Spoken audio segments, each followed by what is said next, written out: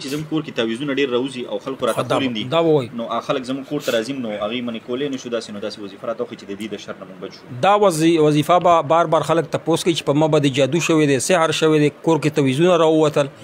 نو بعضې خلک داسې کوي. الله دې مسلمانانو ته هدایت نصیب. حسد د وجې نه دا کار خلک کوي چې یو بل باندې تعویذونه کوي، که کار کېږي او که نه جادوګانې کوي. او حسد د بړاس چې دی په زړه یخ کي په بل مسلمان باندې، دا حسد د وجې نه کي. نو هر مسلمان چې وایي چې زما باندې جادو شوی دی، دا جادو دې ختم شي.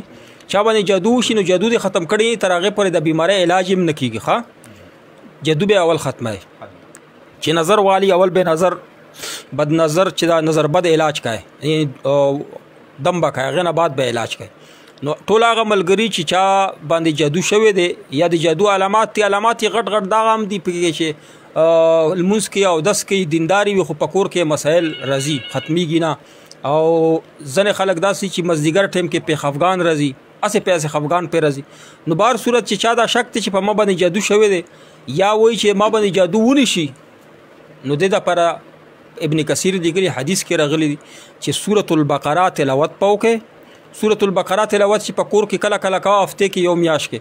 او چا باندې جادو شوی دی په هغې باندې اوبو باندې چوف کا، هغه اوبو باندې دې ولمبي، نو خود به هغه نه جادو ختم شي، بدن به حل کشي. نو جادو ولا د پر دا وظیفه ده چې سورة البقره تلاوت په خپله یا په بل چا باندې وکړه، هغه اوبو باندې چوف کا، نو زه په اوبو باندې ولمبه، کور کې وغورځوه او کور کې وایه سورة البقره، جادو به ختم شي او تا باندې به جادو نه کېږي. حدیث کې راغلي سورة البقره چې کوم ځای تلاوت کېږي نو هلته جادوګر جادو اثر نه کوي.